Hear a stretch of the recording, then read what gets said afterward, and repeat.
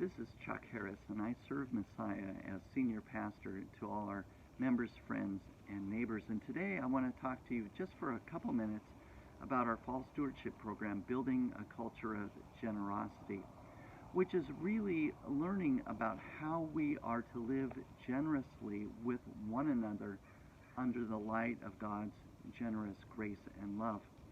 First, a couple details. There is going to be some information that will be mailed to folks in the congregation. You're going to also receive information via Constant Contact and our website this week that talks about how our program, Building a Culture of Generosity, is going to unfold.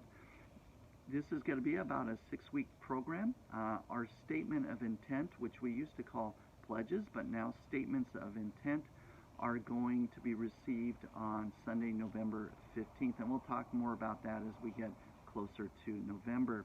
Along the way, we're going to receive some inspiring testimonials and stories and meditate together, reflect on different ways in which we might practice generous living with one another. And to get that started, I want to share with you a story of when I was in seminary in Chicago. On Monday mornings, I would drive up to the north side to a men's homeless shelter, leave the seminary about 4:30 in the morning, get up there about 5 a.m., and help other volunteers make lunches for the guys that they could take with them as they woke up and had some breakfast and then take lunch with them for the day. So I would go and we would make all sorts of different sandwiches and have fruit and chips and different things in there, milk. And I got to know one guy, Gary, who was usually always around and a very consistent volunteer, and he and I would stand together and put sandwiches together and talk and laugh about the day. And it was very interesting because he seemed to know a lot about what went on at the homeless shelter, and he and I, it looked like he was dressed to go to work, and I was a little bit more in seminary student mode. I was going to go back and shower and get ready for class. But one day, as I was talking with Gary, he told me that he had been staying at the shelter for quite a number of weeks, that he had lost his job, that he had been evicted from his apartment and was homeless. And so what Gary said, that when he found the homeless shelter there on Chicago's north side, he was so grateful. He had such a sense of the generosity of the church that hosted it, the volunteers that came there to sleep overnight with the guys and to make sure everyone was safe, to check them in, check them out, help them get their bedrolls and cots, and then come in and make breakfast and lunches for the day.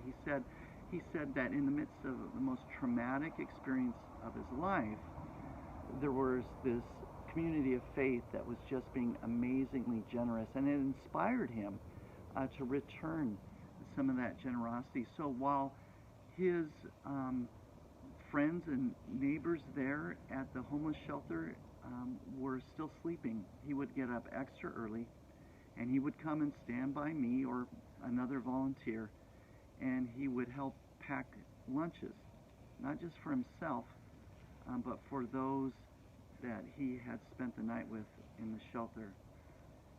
His story, as he told me it, was so inspiring, that someone who was suffering the loss of a job and a home was also so filled with the sense of grace and love of God through the people's hands and acts of kindness at that church, that he then wanted to share that with others.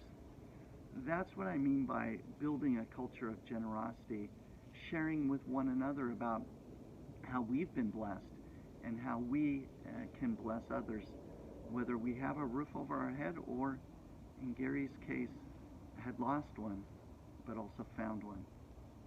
God bless you. I look forward to a lot of different folks talking about building a culture of generosity over these next 6 weeks. Love you all. Take care. Bye now.